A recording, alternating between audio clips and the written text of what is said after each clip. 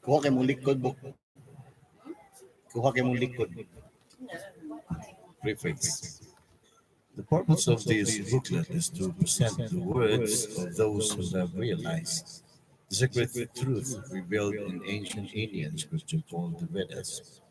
The word Veda literally means the final conclusion on all topics related to the transcendental world and all topics related to this world, both ordinary and extraordinary.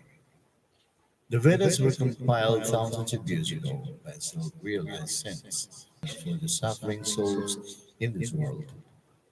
Such saints are blessed with pure understanding of the supreme truth and the ultimate purpose of life.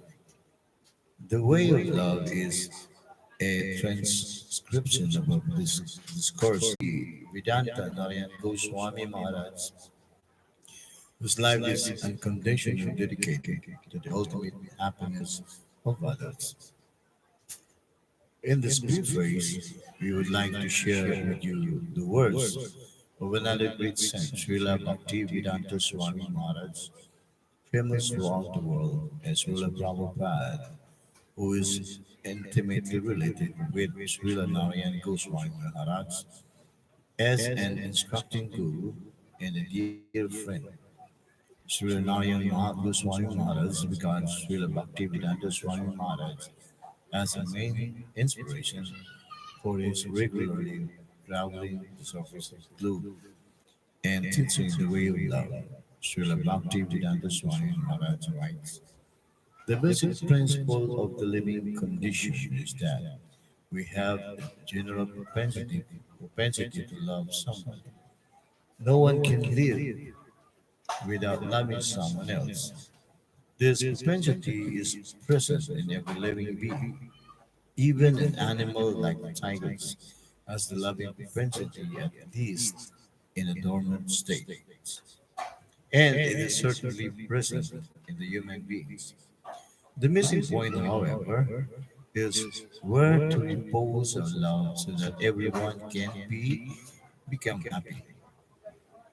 At the present moment, the human society teaches one to love his country, family, or his personal self, but there is no information about where to repose the loving propensity so that everyone can become happy.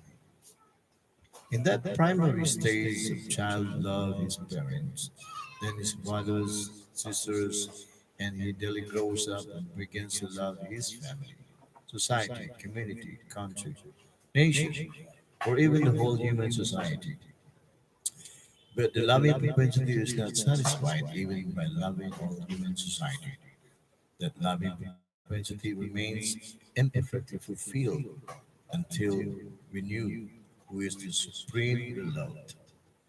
Our loving propensity expands just as the vibration of light or air expands, but we do not know where it ends.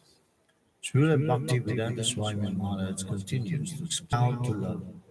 He explains the science of loving every living being perfectly by the process of loving the Supreme Being, known in Vedas as Krishna. We have failed to create peace and humanity in human society, even by such a great attempt as the United Nations, because we do not know the right method.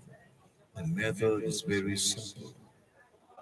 If we learn how to love Krishna or God, then it is very easy to immediately and simultaneously love every living being.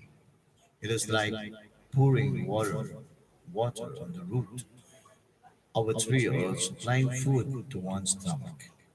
The method of pouring water on the root of a tree or supplying foodstuff to the stomach is universally scientific and practical, as every one of us has experienced. Everyone knows well that when we eat something, or in other words, when we put foodstuff in the stomach, the energy created by such action and immediately distributed throughout the whole body. Similarly, when we pour water on the wood, the energy thus created is immediately distributed throughout the tree part by part, nor is it possible to feed the different parts of the body separately.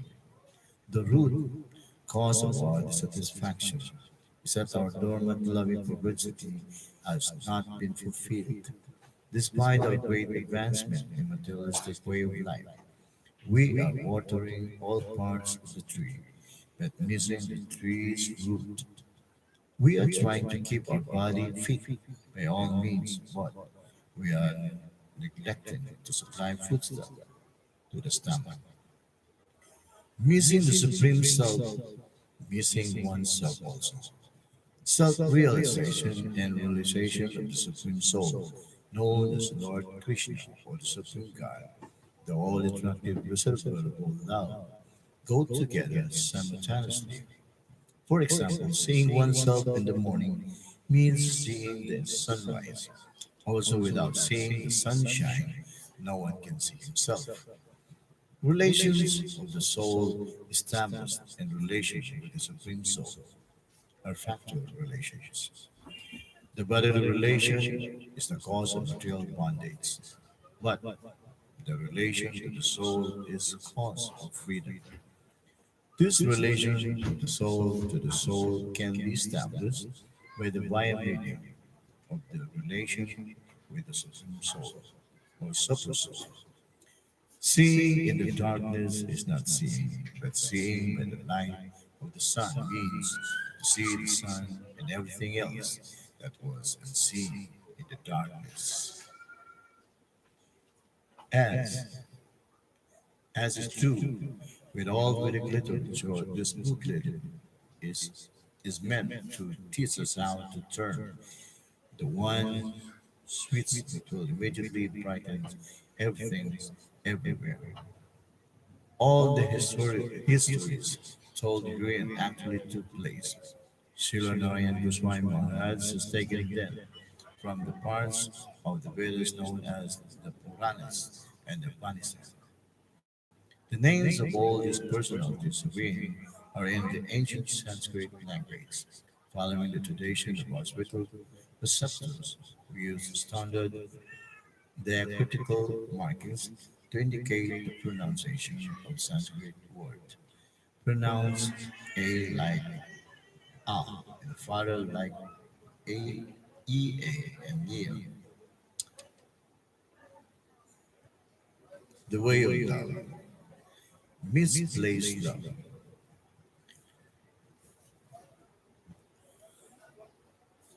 There was once a very qualified and beautiful young king named Bhartrihari. He was expert in all arts.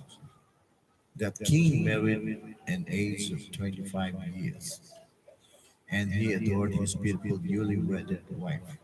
Eager to please her, he presented her with a jewel necklace with a value which would be over $1 million by today's standards. He placed the necklace around her neck with her own hands, embraced her, and said, "Most dearly beloved, this necklace is very precious. Please always keep it with you." And then the king was greatly attracted to his wife, but she had no such attraction to him.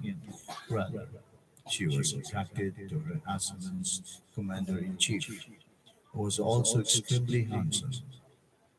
Therefore, a few days after receiving the excellent necklace, she gave it to the commander in chief, desiring to please him. Although the queen was very attached to the commander in chief, he did not feel the same way about her. He was attached to the prostitute. A few days after receiving the necklace, he presented it to the prostitute, desiring to please her. The prostitute did not feel the same way about the commander in chief. However, for she was attached to the king. One day, she presented that very necklace to the king, desiring to please him. Seeing the necklace, the king became distressed and asked, and asked her from where she had gotten it. Frightened, she did not reply.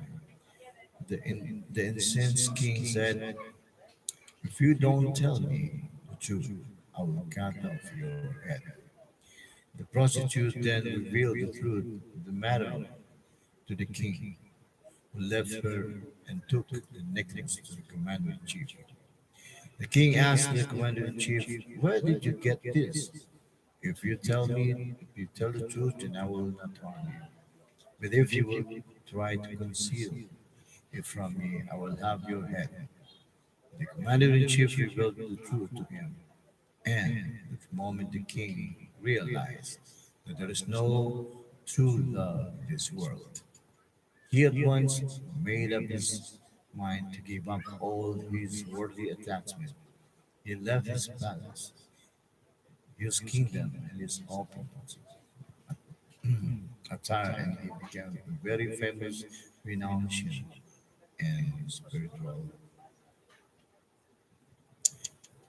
spiritualist. I mean,